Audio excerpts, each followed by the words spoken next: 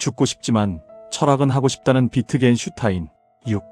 실패한 자신을 끝내 용서하지 않은 인간적 모습. 전쟁이 끝난 뒤 비트겐슈타인은 케임브리지의 학문적 명성과 철학계의 찬사를 뒤로하고 오스트리아의 시골 마을로 내려가 초등학교 교사가 되었다. 그는 사유 속에서 정직하려 했다면 이제는 삶의 현장에서 정직한 인간으로 살 수 있는지를 스스로에게 묻고자 했다. 아이들을 가르치는 일은 그에게 사회적 성공보다 훨씬 더 엄격한 시험대였지만 그 시도는 실패로 끝났다. 그는 자신의 분노를 통제하지 못했고 때로는 체벌에 가까운 행동으로 인해 이 사건은 훗날 그를 평생 괴롭히는 기억으로 남게 되었음에도 결코 변명하지 않았다. 교육제도의 한계나 열악한 환경을 탓하지도 않았다. 오히려 그는 이 실패를 자기 자신의 윤리적 결함으로 받아들였으며 그로써 자신을 용서하지 않았다. 이러한 그의 태도는 단순한 자기 비난이 아니었다. 그는 인간이 얼마나 쉽게 자신을 합리화하는지를 누구보다 경계했다. 그럴 수밖에 없었다는 말이야말로 인간이 가장 자주 사용하는 자기 기만의 언어라고 보았기 때문이다. 그래서 그는 자신의 폭력성을 환경이나 스트레스의 산물로 돌리지 않았고 대신 그것을 자기 내면의 어두운 진실로 직시했다. 이 사건 이후 그는 더욱 고독해졌다. 그러나 그 고독은 사회적 실패에서 비롯된 것이 아니라 자기 자신을 끝까지 피하지 않으려는 결단에서 생겨난 것이라 할 수 있다. 그는 자신이 도덕적으로 미완성된 인간이라는 사실을 인정했고 바로 그 인정 위에서 그의 철학은 인간이 얼마나 쉽게 무너질 수 있는지를 잊지 않게 하는 경계선이 되었다. 실패한 교사라는 이력은 그를 위축시키지 않았고 오히려 그것은 그의 철학을 더욱 현실 속으로 끌어내렸다. 이러한 경험에서 나온 그의 철학은 추상적 선함을 말하지 않았고 인간의 불완전성을 낭만화하지도 않았다. 그 대신 자기 자신을 용서하지 않는 태도를 통해 인간이 어디까지 정직해질 수 있는지를 삶으로 보여주었다. 이런 점에서 그의 철학은 단순한 심리적 우울이나 나약함에서 비롯된 것이 아니라 가장 철저한 윤리적 긴장에서 나온 성찰이라 할 수 있겠다. 7. 논리철학 논고의 수정은 진리에 대한 배신이 아니라 정직함이다. 논리철학 논고는 비트겐슈타인을 단숨에 20세기 철학의 중심으로 올려놓을 만큼의 명성을 안겨주었지만 그 책은 그를 안착시키지 않았다. 오히려 그는 이 책이 만들어낸 명성과 해석의 권위를 가장 먼저 의심한 사람이었다. 그는 논고를 문제를 해결한 철학의 완성으로 보지 않았다. 물론 초기에는 그것을 완전한 것으로 여겼지만 시간이 지남에 따라 그의 집요함에 가까운 철학적 탐구는 새로운 사유의 방향으로 이끌었고 결국 수정이라는 결과를 낳게 되었다. 언어의 논리적 형식을 밝히는 작업은 많은 이들에게 해방을 제공했지만 그에게는 단순히 자신을 또 다른 확신 속에 가두고 있다는 사실적 측면이 더 크게 다가왔다. 논고가 제시한 엄격한 구조는 오히려 새로운 자기 기만의 가능성이 될 수 있었다. 그는 이미 한 번 말할 수 없는 것 앞에서 침묵해야 한다고 말했음에도 그 명제 자체가 또 하나의 교리로 굳어가는 순간을 견딜 수 없었다. 그래서 그는 자신의 철학을 파괴하는 쪽을 택했다.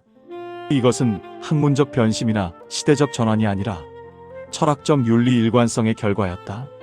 그는 정직한 철학이란 과거의 자신에게조차 예외를 허락하지 않는 태도라고 믿었다. 철학적 탐구에서 드러나는 일상 언어 게임, 치료로서의 철학은 새로운 체계를 세우기 위한 시도가 아니었다. 오히려 그는 체계를 세우려는 충동 자체를 치료하고자 했다. 이 해체의 과정은 그에게 안도감을 주지 않았다. 그는 여전히 확신을 경계했고 이해받는 순간조차 자신을 의심했다. 철학은 그에게 진리를 소유하는 방식이 아니라 진리에 대해 거짓말하지 않기 위한 지속적인 자기 해체였다.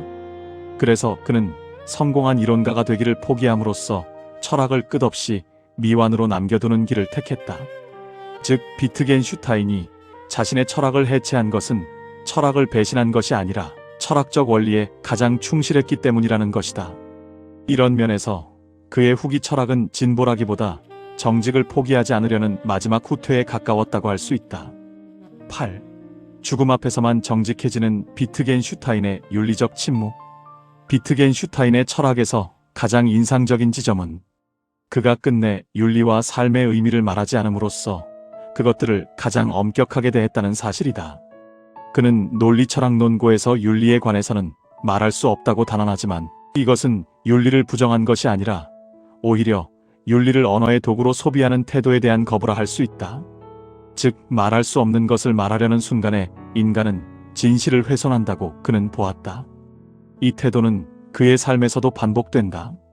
그는 케임브리지의 명성과 학문적 성공을 스스로 내려놓고 시골 초등학교 교사로 살아가며 전쟁 중에는 가장 위험한 임무를 자청했다. 이것은 금욕이나 도피가 아니라 자신의 말과 삶 사이의 불일치를 견디지 않겠다는 결단이었으며 윤리를 말로 설명하는 대신 자신의 삶을 윤리의 실험장으로 삼았다는 의미였다. 비트겐슈타인은 종종 죽음을 언급했지만 그것은 자살의 충동이라기보다 삶을 가볍게 말하지 않기 위한 긴장에 가까웠다. 그는 죽음을 제대로 생각하지 않는 삶은 부정직하다고 여겼기에 죽음은 그에게 철학의 종말이 아니라 철학을 함부로 하지 않게 만드는 기준선이었다. 죽음 앞에서는 과장도, 위안도, 허세도 무너지기 때문이다. 그가 끝내 침묵을 선택한 것은 단순히 말이 부족해서가 아니라 삶이 말을 감당하지 못한다고 느꼈기 때문이다. 이런 면에서 그의 철학은 설명이 아니라 태도이며 명제가 아니라 자세이다. 이러한 비트겐슈타인의 철학적 자세는 죽음과 철학 모두 앞에서 끝까지 정직하려 했던 한 인간의 모습이라 할 수 있다. 그리고 그 정직함은 오늘날 우리가 너무 쉽게 말해버리는 윤리와 의미를 다시 침묵 속으로 되돌려 놓는다는 점에서 현대 윤리 철학의 보편적 체계를 넘어서는 본질적인 철학적 태도라 할 수 있겠다. 9. 철학은 심리적 위로가 아니라 고독한 훈련이다. 비트겐슈타인은 철학을 통해 위로받으려 하지 않았다. 오히려 그는 철학이 인간을 불편하게 만들고 스스로를 의심하게 함으로써 결국 자기 기만을 제거하는 훈련이 되어야 한다고 보았다. 철학적 탐구에서 그가 반복적으로 보여주는 태도는 체계의 구축이 아니라 사고 습관의 해체라는 점에서 그렇다. 즉, 그는 문제를 해결하기보다 우리가 왜 그 문제에 사로잡혔는지를 묻는다고 볼 수 있다. 이러한 태도는 그의 개인적 고독과 깊이 연결되어 있으며 그는 타인의 이해나 공감을 크게 신뢰하지 않았다. 인간은 쉽게 말로 자신을 속이고 철학조차 자기 위안의 도구로 전락시킨다고 보았기 때문이다. 그래서 그는 철학을 병을 고치는 치료에 비유했지만 그 치료는 달콤한 약이 아니라 자존심과 허영을 깎아내는 고통스러운 과정이라고 보았다. 비트겐슈타인은 자신의 철학이 다른 사람들을 행복하게 만들 것이라고 믿지 않았다. 오히려 그는 철학이 더 정직하게 불행해지는 길일 수도 있음을 알고 있었다. 그럼에도 불구하고 그가 철학을 멈추지 않았던 이유는 거짓된 평온보다는 진실한 불안을 선택했기 때문이다. 그는 혼란 속에서 명확해지는 것이 안락함 속에서 흐려지는 것보다 더 가치 있다고 보았다. 그의 고독은 선택이자 대가였다. 그는 끝내 하나의 학파를 만들지 않았고 제자를 모으려 하지도 않았다. 대신 그는 스스로에게 가장 엄격한 청중이 되었으며 철학이 타인을 설득하는 기술이 아니라 자기 자신에게 더 이상 거짓말하지 않기 위한 최후의 수단이라고 여겼다. 이런 면에서 비트겐슈타인의 철학은 우리를 위로하지 않는 것처럼 보일 수도 있다. 그러나 그것은 우리를 더 성실하게 훈련시키며 진정한 철학적 자세를 유지하게 만든다. 어쩌면 이러한 성실성 자체가 그가 남긴 가장 깊은 윤리적 유산일지도 모른다. 인간은 누구나 언제든지 윤리적이지 않을 여지가 많기 때문에 더욱 그렇다. 10. 말의 끝에서 삶을 다시 묻다. 비트겐슈타인이 남긴 가장 깊은 유산은 하나의 이론이나 학설이 아니라 철학을 대하는 태도 그 자체라 할 수 있다. 그는 철학이 세계를 설명하는 학문이 아니라 세계 앞에서 인간이 어떤 자세로 서야 하는지를 묻는 본래적인 작업이라고 보았다. 그래서 그의 사유는 언제나 말의 한계에서 멈춘다. 더 말할 수 없어서가 아니라 더 말하는 것이 오히려 진실을 해칠 수 있다는 당위적 판단 때문이었다. 논리철학 논고의 마지막 문장에서 말할 수 없는 것에 대해서는 침묵해야 한다는 선언은 체념이 아니다. 그것은 인간 이성이 넘지 말아야 할 선을 분명히 긋는 행위이며 삶의 깊이를 보호하려는 결단에 가깝다. 그는 의미, 윤리, 신앙, 죽음과 같은 것들은 논리적 증명이 불가능한 영역이기에 개념으로 포획될 수 있는 철학적 대상이 아니라고 보았다.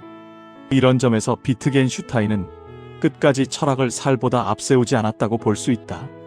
그의 사유는 언제나 자신을 향해 있었고 타인을 가르치기보다 스스로를 바로 세우는 데 사용되었다.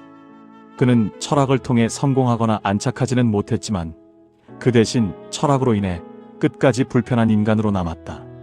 어떤 이들에게 그는 그래서 오히려 의심스러운 철학자로 보였을지도 모른다. 그러나 바로 그 불편함이 그를 가장 진실한 철학자로 만들었다. 그는 죽음을 생각하면서도 삶을 포기하지 않았고 삶의 환멸을 느끼면서도 사유를 멈추지 않았다. 끝까지 삶과 철학을 동시에 가볍게 여기지 않으려 했던 사람으로 남기를 바랐을지 모른다. 그래서 비트겐슈타인의 철학은 답을 주지 않는 대신 하나의 질문을 남긴다. 우리는 말하고 있는가 아니면 살아내고 있는가? 그 질문 앞에서 그의 침묵은 지금도 여전히 유효하다고 볼 수 있다. 인천 송도역 배짜마에서 이종화였습니다.